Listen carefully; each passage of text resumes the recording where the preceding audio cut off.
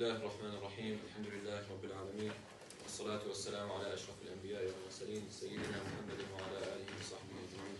اللهم علمنا ما ينفعنا وانفعنا بما علمتنا وزدنا من لدنك علما وعملا خالصا لوجهك الكريم يا رب العالمين. اللهم وسع مدارك وعقولنا للفهم عنك يا أكرم الأكرمين. اللهم آمين. Assalamu alaikum everybody, and welcome to this first of its time course, Tajweed course, hosted by Al-Huda program in Faisal's Islamic Club. Inshallah, it's going to be a 10-part course where we're going to indulge in the basics of Tajweed and try to simplify them as much as possible, inshallah. We try to choose the dates that are most suitable for most students from first, second, third year, also fourth and fifth years as well. Inshallah ta'ala, bear with us in the days that were difficult. We try to make it suitable and mostly for everybody, inshallah. Without further ado, let's get started. Can anyone, does anyone have an idea of like a definition of Tajweed? What Tajweed is? Why do we learn Tajweed? Just a simple one sentence, two sentence answer. Tajweed means making something better. Okay. Tajweed. Okay. That's fair. Anyone else? Okay. So basically, Tajweed is the linguistic meaning. So we have many meaning. We have a linguistic meaning for Tajweed, and we have the applied meaning to the science of Tajweed. So the linguistic meaning in Arabic is betterment. So when I say in Arabic, for example, جودت الشيء زدت الشيء جودة, it means I increased the quality of this thing. It means I made it better. So it means to improve or to make better. And keep this in mind when we come to speak about why we're learning Tajweed. For the applied meaning is the science through which the knowledge of correct pronunciation of the Arabic letters is achieved by learning their articulation points, which is also known as makharij, and their intrinsic of transient characteristics, as well as the rules that originate in them, which are also known as sifat. What do all these fancy words mean? Basically, why are we learning Tajweed? So basically, what our goal is to recite that like the Prophet ﷺ and the Sahaba radiallahu anhu.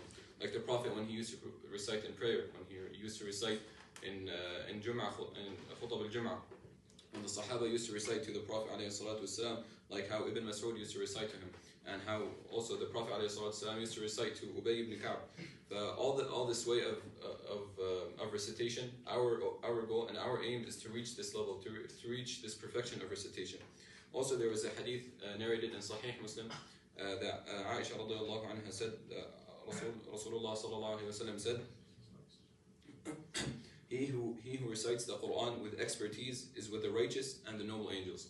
And this is just one of many goals that we should have to reach this level, to reach the level of the noble angels, to reach the levels of the righteous people. So whoever becomes an expert in reciting Quran reaches and is on the level of the noble angels and the righteous people. Also, another hadith I'm sure many of you guys have memorized and know, خَيْرُكُمْ مَنْ تَعَلَّمَ الْقُرْآنَ وَعَلَّمَهُ, that the best of you is who have learned the Quran and who teach it. So, what we want to do, we want to learn Tajweed, and obviously Tajweed is one of the many sciences of the sciences of Quran. We have science of Qira'at, science of Tafsir, science of Tadabbur. There are many sciences of the Quran, and Tajweed is just one of the many sciences. So learning Tajweed is one step further to learn the Quran. So when we're learning Tajweed, this applies. We apply in the hadith that the best of you who learns Tajweed and who teaches it. Tamam? Simply, we want to learn Tajweed because we want to aim to recite like the Sahaba and the Prophet ﷺ. We want to be the best of people, and also we want to reach the level of righteousness of righteous people and the level of the noble angels.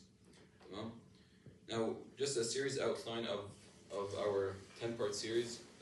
In the part 1 and part 2, we're going to indulge in the rulings of Nun al-Sakinah and Tanween. The second part, we're going to indulge in Mim al-Sakinah. The third part, Al-Lam al-Shamsiyya, and the fourth part, Al-Lam al-Shamsiyya and Al-Qamariyya. Also in the fourth part, we're going to talk about the rulings of 2 adjacent letters, and the fifth part, the ruling of Mudud, which part 5, 6, 7, and 8. Mudud is a pretty long topic, so we cut it into many parts to simplify it and to make it easier for everybody, inshallah. And the last two parts are going to be about the articulation points and the intrinsic and extrinsic characteristics. And these are just going to be in 2 parts. It's not going to be too detailed, it's just going to be very briefly. We're going to talk about just the common mistakes and how to correct them, inshallah.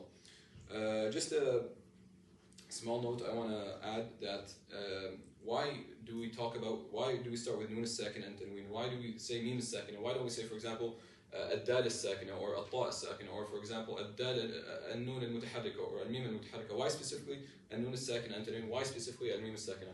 This is because and specifically the nun as-sakinah, when it's adjacent to different letters, it has different rulings depending on the letter it is adjacent to. And these are the rulings we're going to talk about today for the nun as-sakinah, and the rulings for mim as-sakinah in part 3. For the voweled letters that have harakat, like for example al-nun al-mutaharrika or al-mim al-mutaharrika, it doesn't matter if it's adjacent to an alif or a ba or a ta or it's all recited in the same way.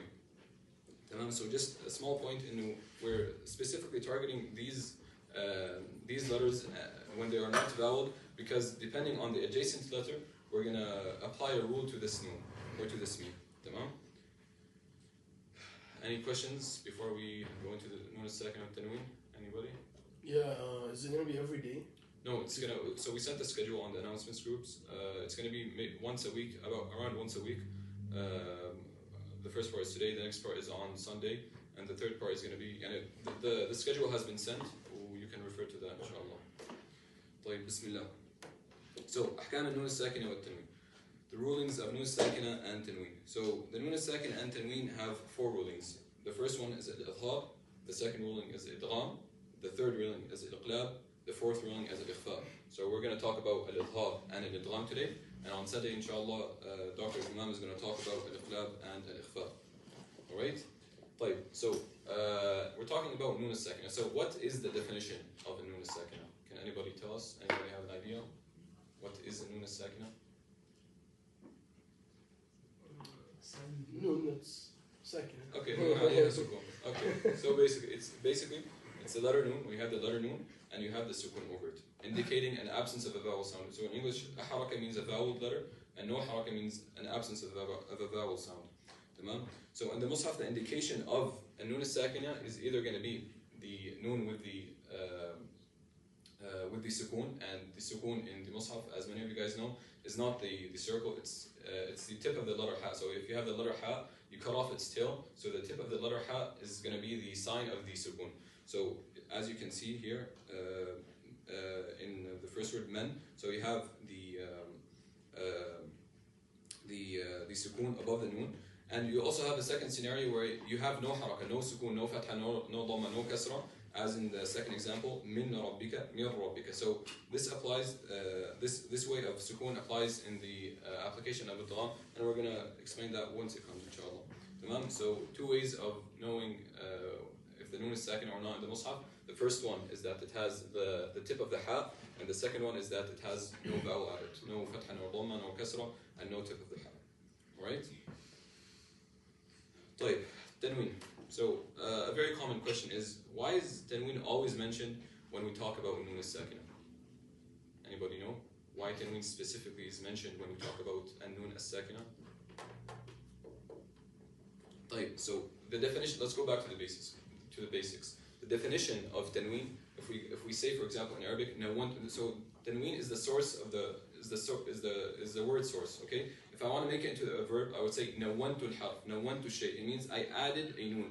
I added a nun to it. So the verb of tanween is nawantu. So I added a nun to it. So when we say tanween, so basically what tanween simply is a nun added to the end of the word. Okay. So here in the examples we have baytun, baytin, baytan. So the first haraka is the haraka of the actual last letter. The second haraka is going to be the indication of the nun that is added to this word. So, and obviously when we have tanween, it's impossible to say 2 harakas in one letter. The second haraka is just an indication of the nun that is added to the letter. And the next slide, inshallah, is going to make it more clear. So basically, the extra fatha or the extra dhamma or the extra kasra is just the indication of the extra nun at the end of the word. So as we said, pronouncing 2 harakas on one letter at the same time is not possible. The second haraka is just an indication of the extra nun that was added. So here we go. So aliman. So what aliman actually is the first haraka. You have the fatha of the mim. So as it is over here. The second haraka is just an indication of the noon as-sakina that was added to this word. So aliman, if you want to stop on it, we would say aliman. If you want to continuously recite it, aliman, rahimun, rahimu. This is the first haraka of the meme. The second haraka of the meme is just an indication of the noon. Rahimun, baytin. So the kasra, the first kasra is the indication of the haraka of the ta, and the second kasra is the indication of the noon sakina that was added. Anybody would like to recite these examples? Recite the first example. Sure. Go ahead. Aliman. So I have a question. When you stop on it, it will be alima, right? Yes. So Okay. exactly, this is my second point right here. What if we were to stop on it? When we stop on tanween, we don't stop on it as a noon. We stop on it as the last haraka, which is either fatha or dhamma or kasra. Except for the fatha, we add an alif. So if we were to stop on aliman, we would stop alima, we would add an alif. To stop on rahimun or baytin, we would stop rahim, bayt. Okay? So basically, it is pronounced only in recitation. So when I want to stop on the letter, I don't pronounce the noon as-sakina. So it is تقرأ وصلا لا وقفا. So when I'm reciting, not when I stop. And also it is indicated by, the actual noon is not written in the mushaf, it's just indicated by an extra haraka. Anybody have any questions so far?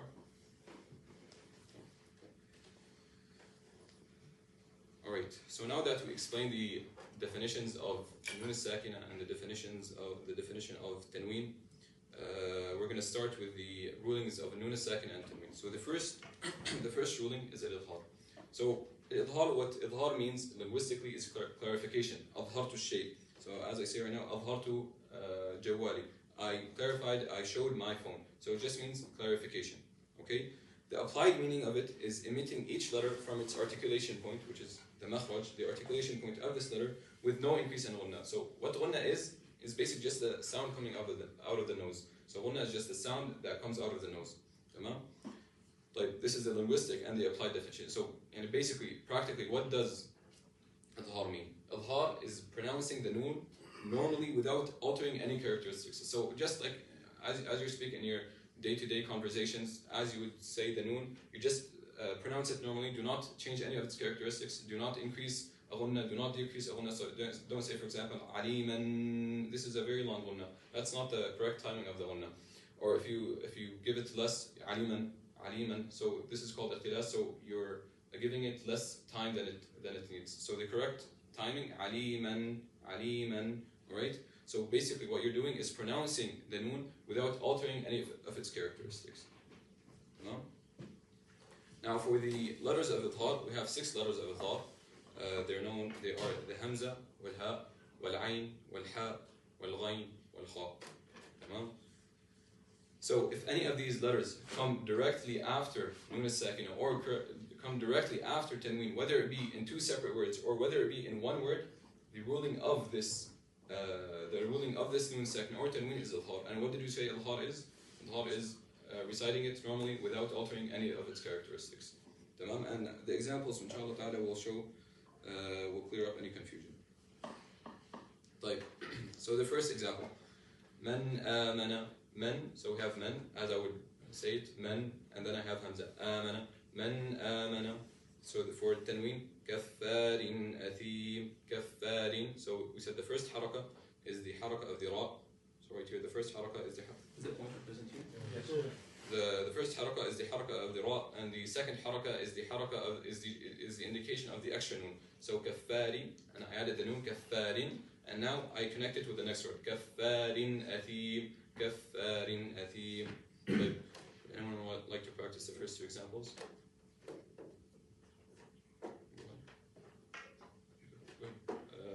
Man amana.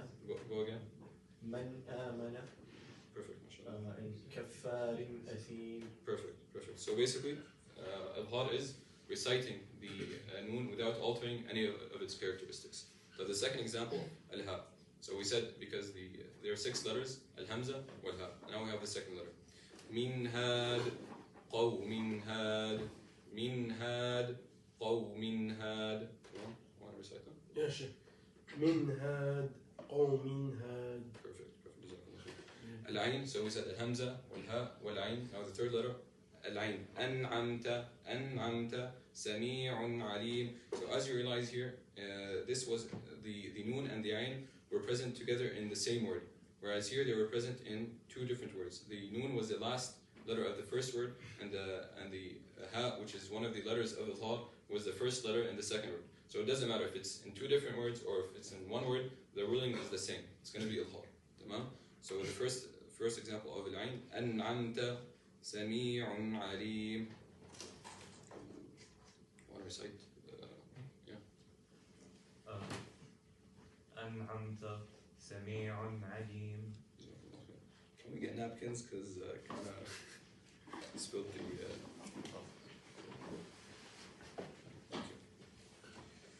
Alright. So these are the first three examples: al-hamza, wal-ha, wal-ayn. Now we have three more examples: wal-ghayn, al-ha, wal-ghayn, wal-kha. So the first one, al-ha. So as we can see, it's also in one word.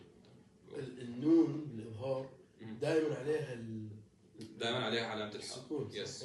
هلا we'll show it in a couple of slides إن شاء الله. تمام. So here وانحب عليم حكيم تمام. And then the الغين فسينغضون ما أنغدق من خير كرة خاسرة. Does anyone want to practice or should we move on?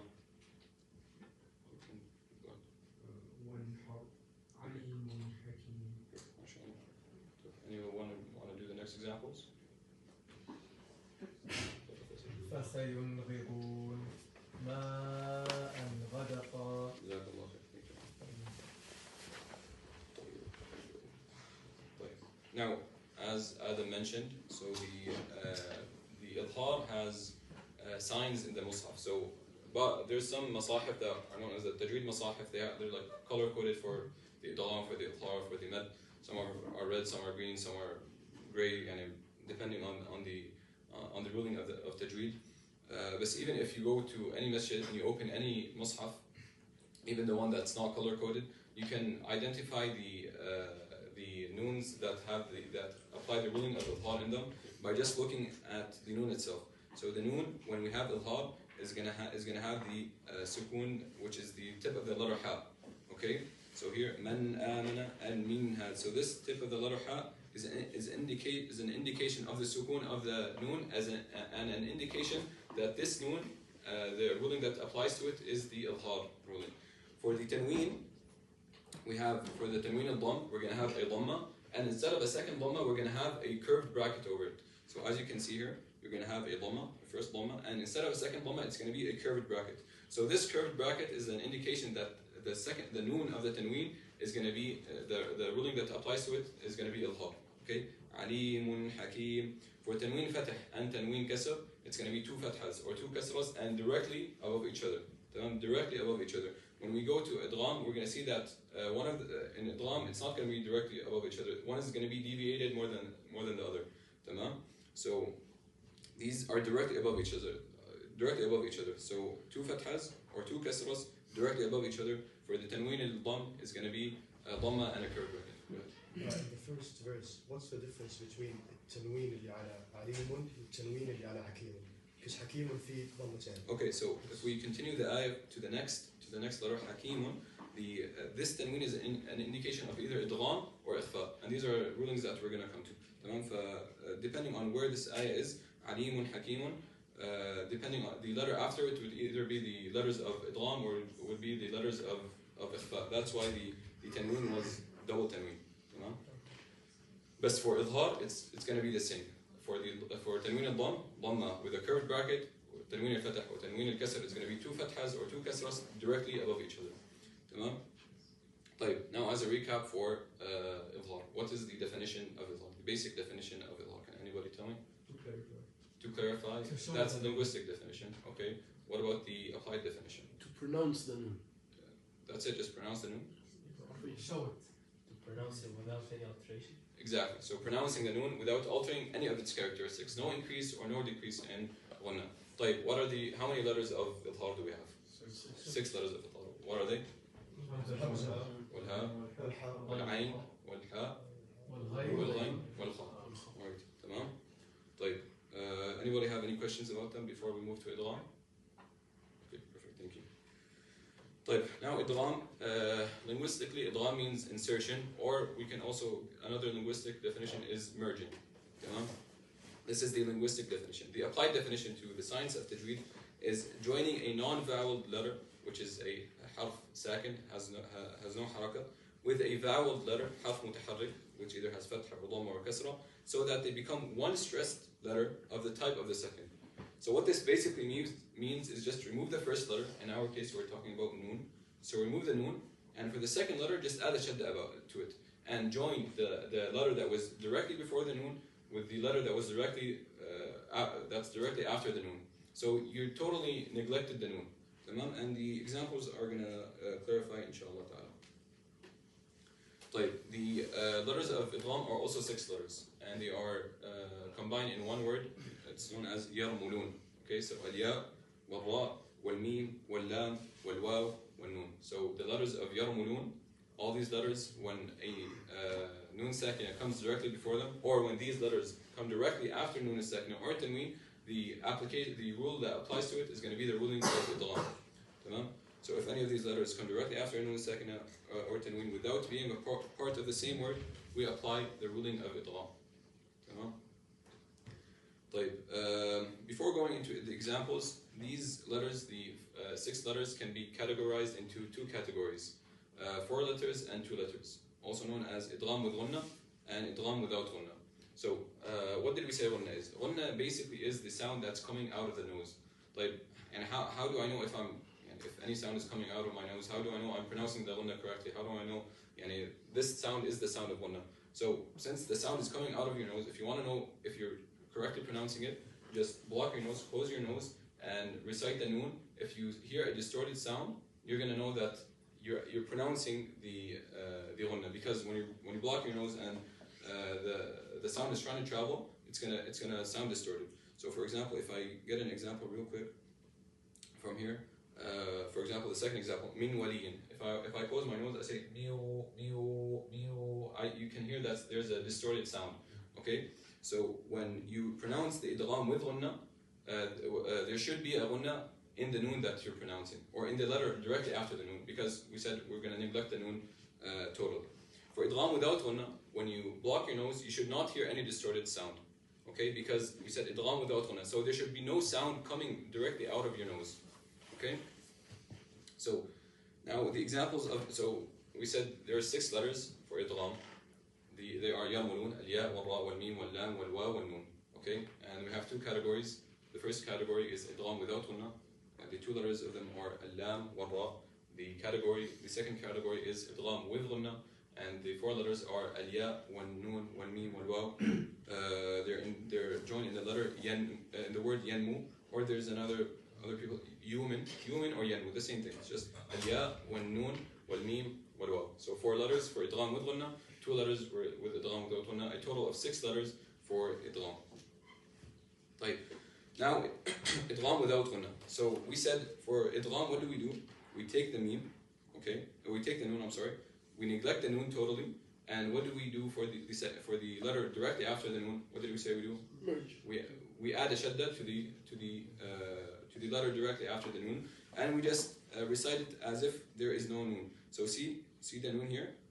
If you go to the how it's recited, there is no noon. So you take out the noon totally, and you just added a shadda to the letter directly after the noon. So if you want to do Ith-har, it's going to be min ladunhu. So I pronounce the noon. But for idgham, we said we neglect the noon totally and put a shadda on the letter directly after the noon. So what I would say is min ladunhu. And since this is idgham without ghunnah, I'm not supposed to hear any sound in this specific part when reading the lam.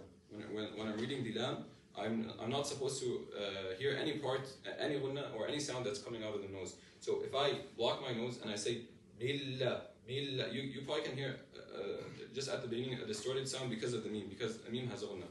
But for the noon, for the lam, when we go for the lam, milla, you cannot cannot hear any distorted sound that's coming because there's not supposed to be a ghunna. Tamam? Is this concept clear? Because some people can get confused in it. If you guys have any questions, you can ask me. Like the second example for tanween, so this was for nun as-sakinah, min ladunhu. For the second example, fitnatan lahum. Now I take out the nun and I directly merge the ta, because we said the second haraka is just an indication of the nun. So we take out the second haraka and merge the ta with the lam. So we go fitnatan lahum. Okay, and if I close my nose, fitnatan lahum. Okay. So there should not be any sound that's coming out of the nose, since this is idgham without ghunna. And the second example is min rabbik, mir rabbik, and ghafurun rahim, ghafurur rahim. Tamam? Would anybody like to read these examples? Ahmad? Can you raise your voice? Okay. Okay. Okay, exactly. For the ra, anybody wants to read the ra? من ربك. Okay, and غفور. Tap the screen.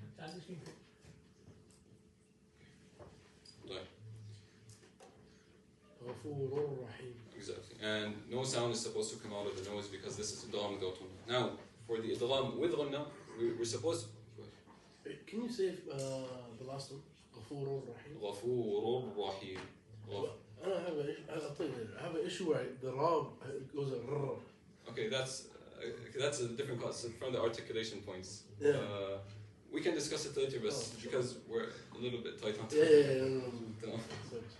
But for the idgham with ghunna, we're supposed to hear a sound coming out of the nose because the ghunna is basically a sound coming out of the nose. So فمن يعمل.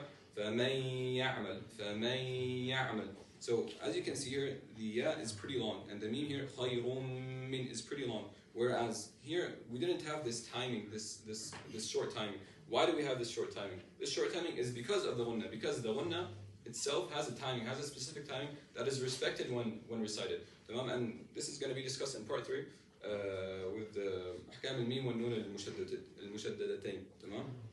So you have the ya and you have the meme. So because the ghunna has a specific timing, we're supposed to respect this timing and give this timing to the ghunna when we are doing the ruling of idgham. So فمن يعمل من. See, when I close my nose, you're hearing a distorted voice because I'm supposed to bring a sound coming out of my nose.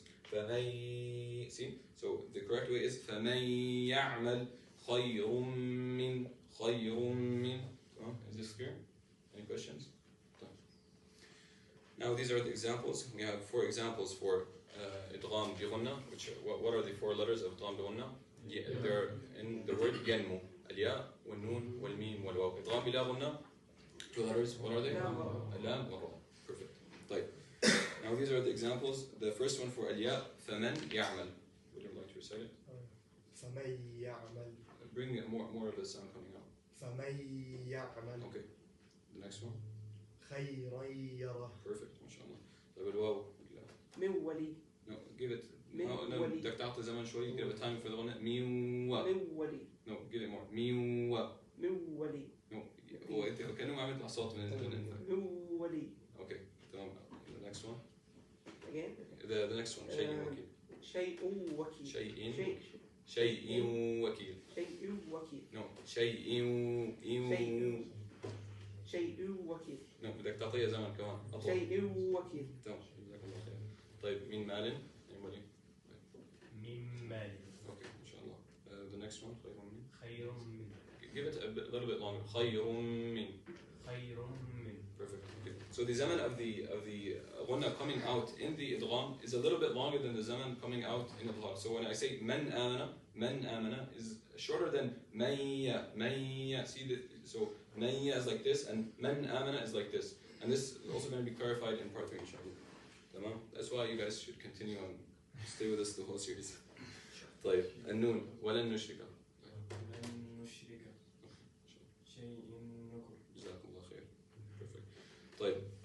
So this is just a recap. So for al-idgham bi ghunna, what we said, al-juz' al-lisani is the part coming out of the mouth. Mudgham. What does mudgham mean? It means that the noon, we took it out and we replaced it with the letter after. Tamam? And that's the same thing for the al-idgham bila ghunna. So we don't, for al-juz' al-lisani, for the articulation in the mouth, we, in both idgham with ghunna and idgham without ghunna, we go directly to the letter right after the noon. So, for example, in min walin, we go straight from the mim, straight to the waw. We neglect the noon. In min rabbik, we go straight from the mim to the ra. We neglect the noon. Mir rabbik. Okay.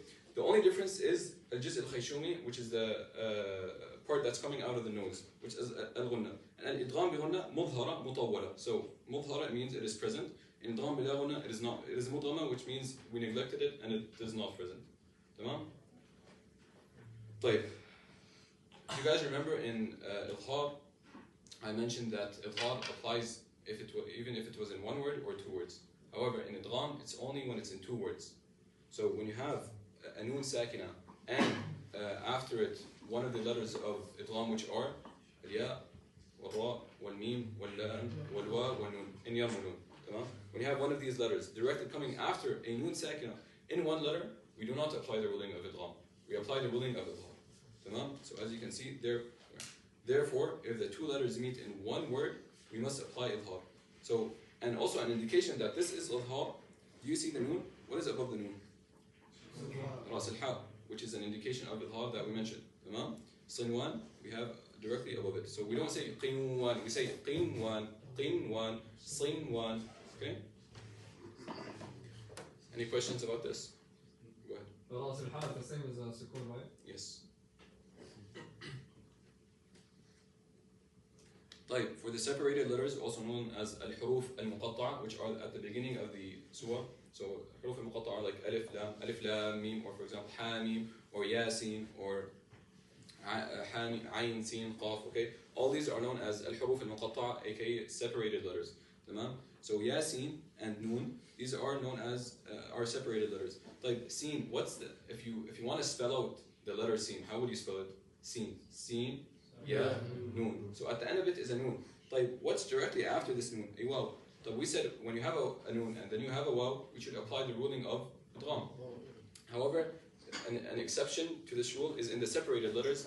In our recitation, in our qira'ah, and Hafs and Asim, in Tariq al-Shatibiyya, we do not do the idgham. So if you want to connect Yasin and wal Qur'an al-Hakim, we say Yasin wal Qur'an al-Hakim. We don't say Yasin wa. No, we do not do the idgham. And for noon wal qalam, noon wal qalam, noon wal qalam. Tamam? So we apply the ruling of idgham. So we have two exceptions for the ruling of idgham. The first exception is when in the same word. The second exception is separated letters at the beginning of the surah.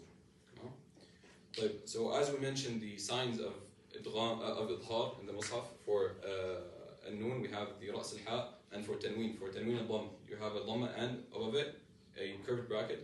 For tanween al-fath and al-kasr, it's going to be two fathas or two kasras directly above each other. That is for Ith-har. Now for idgham, we have we separate it into two categories: complete idgham and incomplete idgham. And now I'm going to explain why this is complete idgham and why this is incomplete idgham. So the letters of complete idgham are lam, ra, mim, and nun. So practically when reciting, these two categories aren't really important. They're more important when you're looking at the actual letter and just trying to identify if it is idgham or not. So for the complete idgham, which are al-lam, wal-ra, wal-mim, wal-nun, you have for the noon Sakinah, the noon has no haraka, no fatha, no dhamma, no kasra, and no ras al-ha, no sukun. See over here, it has no sukun. Over here, it has no sukun. And the letter directly after the noon Sakinah has a shadda on it. So walan nushrika. So this is the definition of idgham that we said at the beginning of the section of idgham. So we said that idgham is you have a letter that is non-voweled, غير متحرك, with a letter that is mutaharrik. You remove the first and you put a shadda on the second. That was the definition of idgham that we gave at the beginning. So walan the noon does not have any haraka, no fatha, no dhamma, no kasra, no ras al-ha, and the noon is mushaddad. Now for min ladunhum, it's going to be lam, it's going to have the shadda, and the noon is not going to have any haraka. For the tanween in idgham is going to be you have two dhammas that are directly next to each other. So for in Ith-har we had a dhamma and a curved bracket. Here we have two dhammas directly next to each other. For the fatha, it's going to be two fathas, but not directly above each other. They're going to be a bit deviated from each other. So as you can see, this fatha right here is to the left of this fatha. This kasra is a bit to the right of this kasra. Whereas in Ith-har, I'm going to go back to the Ith-har. Whereas in Ith-har, they were directly above each other. See how they're directly above each other? Whereas here, they are not directly above each other. They are a little bit deviated. Okay, so for Tanween, you're going to have the Tanween al-Dam, or Tanween, so Tanween al-Dam in these two examples. And then the letter after, so for the complete Idgham, the letter after is going to have a shadda. Now, what's the incomplete Idgham? What is incomplete Idgham? Incomplete Idgham is in two letters, al-ya wal-waw. What is the indication of incomplete Idgham? For the noon and for the tanween, it's going to be the same as complete Idgham. The noon is not going to have any sukoon, any fatha, any dhamma, any kasra. And the tanween is going to be, for the dhamma, it's going to be two dhammas, or for the kasra, it's going to be two kasras deviated from each other, or for the fatha, two fathas deviated from each other. However, the letter, which is al-ya or al-waw, is not going to have a shadda. For al-noon, here we had shadda. For lam, we had shadda. For mim, we had shadda. For al-ra, we had shadda. But here, al-waw, wal-ya here, and also wal-waw here, is not going to have a shadda. If I want to go, the incomplete Idgham is a little bit of a semi-long topic. At the beginning stages, I don't think it's appropriate to mention it, to not confuse you guys. But just basically know that in the rasim, in the writing of the mushaf, the complete Idgham is going to have noon without any haraka, and the letter after is going to be shadda. For the incomplete Idgham, you're going to have the same, but the second letter is not going to have any shadda. فيك تسمع لنا الفرق؟ طيب هلا as I said, practically when reciting, there's no difference in recitation because both are idgham. It's just a minor detail that it's probably better not to mention at this stage. Anybody have any questions? Yeah, we have some questions from upstairs. I can open them if you want. Sure. Yeah. Okay, go ahead. Why is there a longer space in Idgham with Ghunna? Why is there longer space in Idgham with Ghunna? Because in Idgham with Ghunna, the Ghunna itself has a timing. So the timing in Ghunna, the Ghunna itself has a timing that is respected. So that's why, go back to the slide. Right here. So because the Ghunna, to show the Ghunna, you have to give it a specific period of time, like 1 or 2 seconds maybe. To show this Ghunna, you have to give this specific time. That is why in Idgham with Ghunna, you're going to have a longer zaman. However, in Idgham without Ghunna, this specific time is for the Ghunna. So if we don't have a Ghunna, you're not going to have this specific timing. So it's going to be straight. مِن لَدُنْهُ. Whereas فَمَنْ يَعْمَلْ. So this extra timing is just going to be the timing of the Ghunna itself. And more on this topic, inshallah, is going to be in part 3. Okay? Another question. Are you supposed to elongate the sound of noon every time there's a sukoon on it?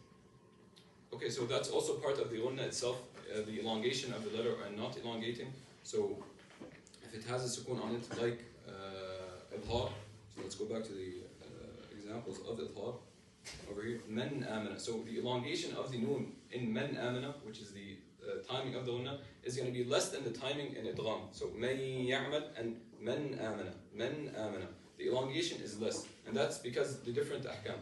That's also going to be mentioned in part 3, inshallah. More on this topic in part 3. Hopefully, it's going to be clarified there. But for now, just focus on the topics of when it's going to be idgham and when it's going to be Ith-har. So, as a quick recap, I have a question. Yes. Go ahead. There's no Ghunna, right? In Ith-har? No, there's all the noon and meme always have Ghunna. Whenever you want to recite a noon, whenever you want to recite a meme, you're always going to have a Ghunna. So the Ghunna is a transient characteristic of the noon itself and the meme itself. You cannot pronounce a noon without Ghunna. You cannot pronounce a meme without Ghunna. So if you close your nose and try to say and you can't even say it because the sound, it's two halves. The half from the tongue, from the mouth, and the half from the nose. So if you block the nose, you're not even going to be able to pronounce it. If you want to say it's going to be blocked. in all whenever you recite a noon, you're going to always have غنة. تمام؟ طيب, so as a quick recap. So is it just a difference of length? Yeah, it's just basically a difference of length. That's going to be more clarified, inshallah. And would have clarified it now, but we don't have, we're pretty tight on time, inshallah. So we mentioned Ith-har and Idgham. Ith-har is, what is, and can anybody tell me the definition of Ith-har? To pronounce it clearly. To pronounce it clearly without altering any characteristics. What are the huruf of, how many letters of Ith-har do we have? Six. What are they? الهمزة والهاء والعين والحاء والغين والخاء. طيب. And what is the indication of Ith-har in the Mus'haf for النون الساكنة? The tip of the letter ha, which is the sukun. For the tanween dhamma, how are we going to have it? القوس, the curved bracket. For the tanween fatih and kasr, directly above each other. تمام. طيب, now for the idgham, what is the simplistic definition of idgham? To remove the noon and put a shadda. Exactly, neglect the noon and then just put a shadda on the next letter. تمام. What are how many letters of idgham do we have? Six. What are they? What word? Yalmun. Okay. And how many categories can we? Two categories, which is idgham with ghunna and idgham without ghunna. Idgham without ghunna, how many letters? 2 letters. What are they? No, idgham without ghunna. 2 letters. Al-lam wal-ra.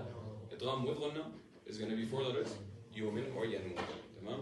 And the indication of idgham in the Mus'haf, the noon is going to have anything? Any indicator? There's going to be no haraka, no fatha, no dhamma, no kasra, and no sukun, which is the tip of the letter ha. And for the tanween, it's going to be, for tanween and dhamma, how is it going to be? 2 dhammas. 2 dhammas. For tanween and fatah or kasra? Separated. Yeah, separated from each other, a little bit deviated. طيب, so that is it for me today. It is exactly 1 o'clock. These are my resources, Tajweed al-Musawwar for Sheikh Ayman Suwaid. And also, a way to memorize is, this is Tuhfat al-Atfal, which is a poet of around 60 verses, 61 verses. Do you have a class, doctor? Okay. Okay, we're wrapping up. Okay, just 2 minutes. Is that okay? So these are just the resources I used. This is an Arabic playlist, and this is an English playlist. I have not seen the Arabic 101 Tajweed playlist. But however, I have seen the Sharh al-Muqaddimah al-Jazariyya. It has like all the Tajweed topics.